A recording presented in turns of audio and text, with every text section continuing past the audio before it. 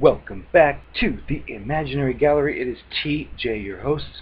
We're still digging through that narcissist bag of tricks. However, the tricks aren't necessarily tricks I'm covering now. They're more like personality traits of the people that are usually kept hidden at first. So it is kind of like a trick up their sleeve. And I'm referencing the book, Without Conscience, by Robert D. Hare, Ph.D., The Disturbing World of Psychopaths Among Us, which transfers over to the other cluster B creatures in most cases.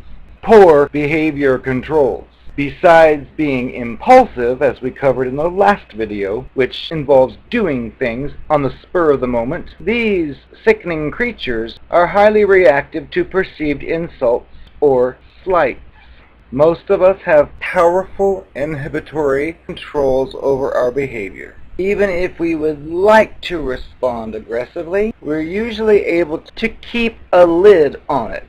In these creatures, these inhibitory controls are weak, and the slightest provocation is sufficient to overcome them. As a result, these creatures are short-tempered or hot-headed and tend to respond to frustration, discipline, failure, and criticism with sudden violence, threats, and verbal abuse. They will many times take offense easily and become angry and aggressive over trivial things, many times in a context that appears to be inappropriate to others.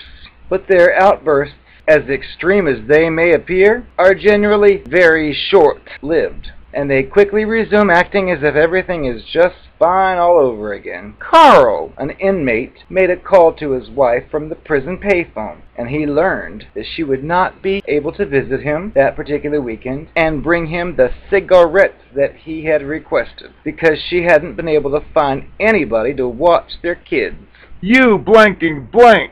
he yelled into the phone. "I'll kill you, you whore!" He added a convincing touch to the threat by punching the wall, which bloodied his knuckles.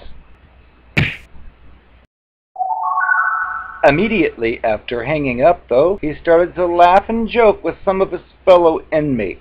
He seemed genuinely perplexed when a guard, who'd heard some of that conversation, charged him with verbal abuse and threatening behavior. An inmate in line for dinner was accidentally bumped by another inmate, whom he proceeded to beat up senselessly. The attacker then stepped back into his place in line as if nothing out of the ordinary had happened, despite the fact that he faced solitary confinement as punishment for this particular infraction. His only comment when asked to explain himself was, "I was pissed off. He stepped into my space and I did what I had to do." In a classic case of displacement, one of their subjects had an argument with a very large bouncer at a local nightclub, lost his temper, and punched a bystander. The victim fell backwards, stuck his head out on the edge of a table, and died 2 days later. "I saw red, and this guy was laughing at me." He blamed the victim for making him mad and accused the hospital of negligence for letting this poor victim die. Although psychopaths have a hair trigger and readily instigate aggressive displays, their ensuing behavior is not out of control. On the contrary, when these creatures blow their stack, it's as if they might be having just a temper tantrum. They know exactly what they're doing. Their aggressive displays are cold. They lack the intense emotional arousal experienced by others when they lose their tempers. For example, when asked if he ever lost control when he got mad, one inmate, who scored very high on the psychopathy checklist, answered, "No, I keep myself in control. Like I decide how much I want to hurt the other guy." It's not unusual for these people to inflict serious physical or emotional damage on other people, sometimes routinely, and yet refuse to acknowledge that they have any kind of problem controlling their tempers. In most cases, they see their aggressive displays as natural responses to provocation. In my experience with these types of creatures, I have actually witnessed this very thing where they act like they're completely furious, and the things that they're saying to a regular person would indicate it's the end of the world. Yet these creatures will say such things, and then they'll just go back to normal, and I'll be thinking, wow, those were some pretty severe words that were just said, and you're just going to act normal now, and I'll get responses like, oh, I'm over it now, or something like that. And I have seen before when there was just a slight disagreement. In this case, the creature was performing a task for a third party, and evidently this particular task was not as supposedly good as it could have been. And the other person, third party, noticed and asked a very indirect question of, is this the kind of quality that usually the person that does when they make this project?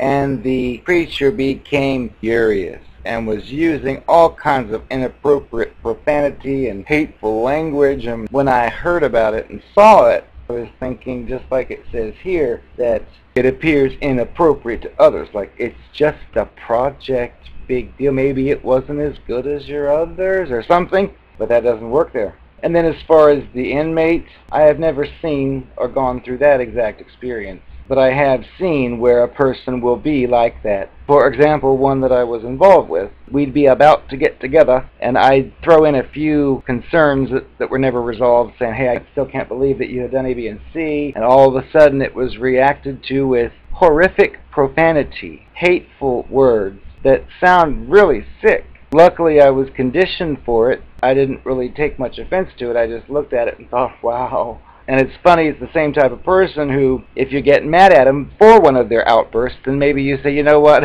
thought we shouldn't be talking, and you try to do the no contact. It's funny with these creatures because they want to be in control, and here you've stolen that if you say such a thing. What'll typically happen, like in my case, it was text messages. So there'd be all kinds of hateful, blank, you go to hell, I hate you, I never want to see you again. And then I'd read that and think, oh, that doesn't deserve a response.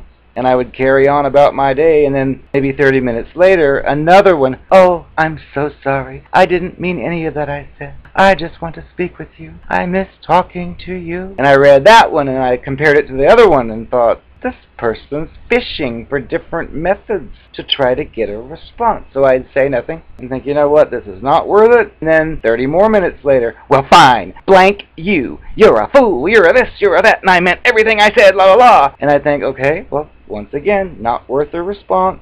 And then it would just keep going. You'd read the next one, and it would be again, oh, I just get upset sometimes. Oh, hopefully you understand I was abused. Ah, blah, blah. And I just read the whole thing and brought it to a particular therapist. We read it together and laughed because it was ridiculous. It was nothing real. It was not a real person's behavior. It was somebody desperately trying to appear real and trying to bait in a response which it wasn't getting, because I could see through it. And as far as their temper tantrums, I've seen those before. One particular lady who was upset with the way a business had treated her, and I know she had some cluster B in her, I could tell, and I watched her as she called this business. I knew her and how she was in the shop I was at. She was pretty assertive and loud and whatever, but here on the phone with this bank, she was saying, I feel comfortable going back in there with the way I was treated. And all this fakery, and then after she was done, slammed the phone down, and she was back to normal. I thought, that is fake. And of course, back then I had no label for it, but now I can tell she was a cluster B. Fine, TJ, just shut your trap. Fine, I'm in trouble for my last entry because it wasn't appropriate, so now I'm going to have to give you a confession. May you know that being the narcopath is not an easy life. See, I have to go through every day like I'm an actress. I have to play different roles and keep them straight among different other people I deal with. Like you, for example. I had to remember that I was the honest, faithful girlfriend for you that didn't even look at other boys during the day, and then when you had to go off to work, then I got to be the hot slut that I am on the beach, driving down my Lamborghini with the T-tops down through the beach with my bra and panties on, and that's it. I was the sex on the beach. You didn't need to know any of that to get down to business. I'm not a real person. I never have been. You noticed when you saw me with the next ones I left you for that I was wearing cowboy boots and things I'd never wear around you. I was talking with an accent. Well, that's because he was a country guy. I tailor my behavior to meet the person I'm with, so we look like we're the same kind of person, you see. So when it was you, it was grunge and rock and roll, but with him, it's different. It's country. Underneath all this, I have nothing. I'm empty. I tried so hard to pretend to be loving and kind and all those things I told you I was. And you constantly felt the need to point out things I did that were insensitive, cruel, or evil. And I said, stop insulting me. Why do you have to insult me? Never minding that I actually did the things that you're referring to and expected you just to accept my lie about. So I turned this against you. Why do you always have to bring up negativity? Why can't you just be happy? Who cares if I cheated on you? Who cares if I lied to you and betrayed your trust? Who cares if I broke our marriage vows? So what? Things happen. You just need to get over it. You can't get over it? Oh, you've got a problem and I had to leave you because I can't live with that. You need to accept the fact that I'm a human being. I can make those mistakes, which I didn't really think were mistakes, but the one time I thought you were really going to leave, I had to pretend like I did believe it was a mistake and cry, even though no tears came out. I should be a crisis actor. You were going to leave me and I couldn't have it. I knew what you wanted to hear, so I laid it all on you, just to get you to keep me. And it worked! Of course, until the next time, I did the same thing. Another thing I do is personally. Because I told you that horror story of how my parents abused me and raped me when I was just a child. And that's what I used a lot of times when you caught me. I'd say, well, I can't help it. I was raped as a child. Even though it never happened. It worked. It got you to feel sorry for me. That's what the whole point was. So if you caught me lying or cheating, I would just say, well, I can't help it. I was abused as a child. You weren't? Oh, well, then you don't understand. You have no right to get mad at me for this. Give me another chance. And it worked almost every time. I try to find non-abuse victims because they're the most effective. Because the ones who have been abused like I am, they can see right through exactly what I'm saying to y'all. I chose you because of your sensitivity. I could tell that you were one of them sensitive types. You types don't like to rock the boat when you're dealing with another person's emotions. So I knew that if I lied to you, it was going to take a big boundary break for you to ever actually come forward and tell me you think I'm lying. Of course, I noticed you just hinted at first. You just say, well, who's that guy that you've been talking to? He seems to really like you. You're trying to pry for information, and I just told you, oh, he acts like that to everybody, even though he didn't and he wasn't. That's how I work things. So when things got to be just a little too obvious that I really was messing around with you, I still relied upon your goodness.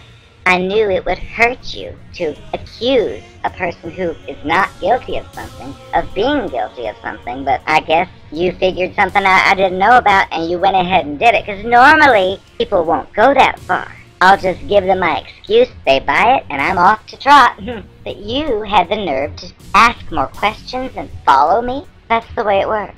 I was relying upon your goodness for you to not question, because that would be taboo in the world of nice guys like you, or so I thought you were. I didn't expect you to have a brain in your head and figure me out. Spying on me and all that, and looking online and seeing what I said I was doing at one point to you, and then noticing data saying I was elsewhere, and I just tried to tell you, oh, well, the computer's wrong. It made a mistake. I was asleep during that hour. You didn't buy it. We're not together. You were too nosy.